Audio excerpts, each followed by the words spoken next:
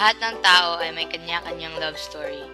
Mga kwentong tayong mismo ang nagmimistulang manunulat. Mga sariling love life na nais nating magkaroon ng happy ending. Ang storyang ito ay para sa mga taong iniwan at ipinagpalit. Para sa mga taong ginawang panakibutas. Para sa mga umaasang mamahalin. Para sa mga umaasang babalikan. Para sa mga hopeless romantic. Hay nako, may pag-asa ba ako? Ang utak, madaling turuan ang paniniwalaan, pero ang puso, mahirap diktahan ng mararamdaman.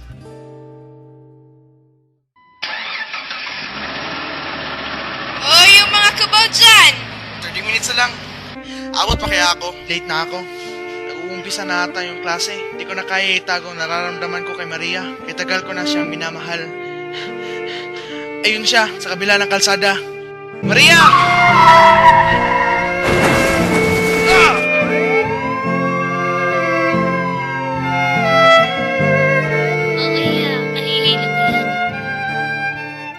Ang pag-ibig ay parang pagtawid sa kalsada. Maraming maaaring mangyari na babago sa takbo ng buhay mo, ng taong mahal mo at ng mga taong nasa paligid mo. Bawat hakbang ay isang pagsugal na maaaring hindi ka nakarating sa kabilang dulo. O pag-asa, sa lugar na pupuntahan mo'y may isang taong matagal na ang naghihintay sa iyo. Mahirap salungatin ang gulong ng tadhana. Mahirap kalabanin ang agos ng kapalaran. Mahirap. Actually, Twinsies, ang saklap naman ang pangyayari dito sa ginawa mong storya. Okay na eh. Bakit pa kasi kailangan masagasaan ng Gypsy Ryan? Nasa level na ako ng pagkakilig, tapos bigla ang ganun? Ganun talaga yun. Hindi naman totoo ang happy ending sa real life eh. Ayun nga, Becca totoong buhay. Kwento nga to, di ba? Gawin mo namang mala fairy tale ang dating. Yun bang may and they live happily ever after, di ba? Aka na nga yan? Sandali nga, Twinsies. Sagutin mo nga ako. Yung totoo ha, puso sa puso. Hanggang ngayon ba'y bitter ka pa rin at hindi ka nakakatotally move on sa ex-boyfriend mo? Kaya nagiging inline ang mga story yung sinusulat mo sa love life mo? First year high school pa lang ako, crush ko na si Nico Jan Borja. Matangkad, maputi, katamtaman ang pangangatawan at bukod sa gwapo, matalino din siya. Nag-aaral ako ng mabuti para malipat sa Section 1 mula sa Section 5. Gusto ko kasi talaga siyang maging kaklase at makita araw-araw. Hindi naman sa mukha na akong baliw at patay na patay sa kanya. Basta, ang alam ko lang, gusto ko siya.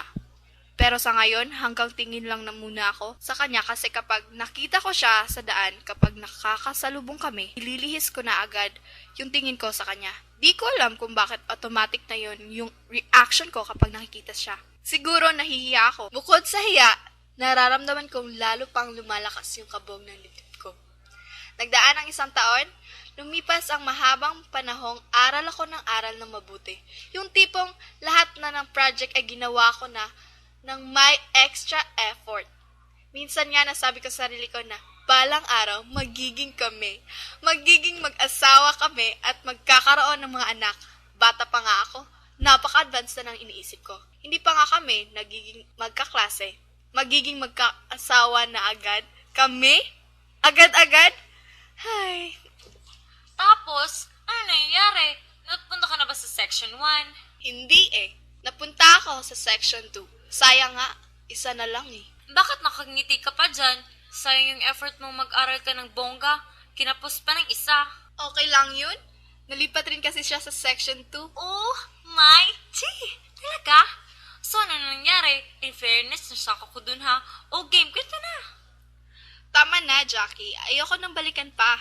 Bumabalik lang kasi yung sakit eh. Ano ba yan? Ikukwento lang, Twinsies. Emotional ka naman masyado. Dali na, go! Sige, ganito kasi yon. Naging magkaklase nga kami ni Nico. Sa simula, hindi pa rin ako makapaniwalang kaklase ko na siya. Wala pa rin akong lakas na loob para kausapin siya. Simpleng, hi at hello lang ang kadalasan naming usapan. Hi, Nico! Oh, ikaw pala, Rebecca. Bakit? Wala lang. Okay ka lang ba? Hindi eh. Nandito lang ako ha, para kinig. So, kailan lagi kayo, Becca? Ang ganda nga ng love story namin eh. Sa una, ako yung patay na patay sa kanya, pero ayun, na-fall din siya. Sa akin, 3rd year siya nagtapat sa akin. Yun na siguro ang pinakamasayang pangyayari sa buhay ko. Ang mahalin ng taong mahal ko. Pero sabi nga nila, good things never last. Wala na bang second chance yung love story niyo ni Nico, twinsies? Wala na siguro. Siya kaya yung nang iwan at nunloko sa akin. Sobrang sakit nung ginawa niya. Yung ipagpalit ka sa ibang tao, Twinsies, ano ba talagang naging problema niyong dalawa? hindi ko alam. Wala ako natatanang ginawa ko sa kanya para lokohin niya ako. Hindi ko alam kung bakit kailangan pa niyang maghanap ng iba. Eh, nasa na ba siya ngayon? Nandito. You mean, nasa PUP rin? Mm-mm. OMG! Bakit hindi mo sinabi? Sana siya. Puntahan natin. Gusto ko siyang magkita. Wag na. Ano, wag na. Tingnan lang natin. Hindi ko kaya, okay? Ayoko. Arte lang, twinsies. Bakit ayaw mo? Kasi sa tuwing nakikita ko siya, kinakabahan ako, nasasaktan ako, naiiyak ako. Twinsies? MMK lang drama mo? Di ba nag-effort na ako? Tapos nagtapat na siya at naging kami. Nung first anniversary namin, nagantay ako sa kanya sa mall. At nung dumating siya, Becca, di ko na kaya. May iba na akong mahal. Sorry. wala akong nasabi nun, twinsies, hanggang ngayon. Paulit-ulit ko itong napapanaginipan at paulit-ulit kong natatanong sa aking sarili kung bakit. Bakit, Jackie? At naisip ni Jackie na kausapin ang best friend ni Nico na matagal niya ng crush na si RJ. Naisit up sina Nico at Becca. Nasabihan mo na ba si Nico? Yes naman, ako pa. Sa Luneta Park. Ting, ting, ting. Oh, Becca, ikaw pala. Ah! Gusto kong mag-sorry. Wala naman talaga akong ibang minamahal. Sinabihan kasi ako ni Mama na sa Canada na ako titira. At ayaw kong malaman mong di mo na ako makikita. Eh bakit nasa harapan kita ngayon? Hindi pa ako tapos. Pagkatapos kong makipaghiwalay sa'yo, naisip kong di ko kaya. Sinabihan ko si Mama na dito na lang ako. Eh ba't di ka naparamdam? Di pa nga ako tapos. Wait lang ha. Kasi pagpunta ko sa bahay nyo, nakita kong may kayakap ka. Huwag mo nga akong sinisigawan. Pinsan ko yun. So, okay na tayo? Anong tayo? Wala kayong tayo. Pero, sige na. Teka, twinsies. Ano nang nangyari kay Ryan at Maria? Hindi naman masakit tanggapin ang katotohanan. Masakit lang ay yung hindi umayon sa iyong kapalaran. Kung kailan ka pa naging handa, tsaka pa kinalaban ng tadhana. Habang nakahawak ako sa salamin ng ICU, habang nakatitig ako sa nakatulog niyang katawan, huwag mo kong iwan.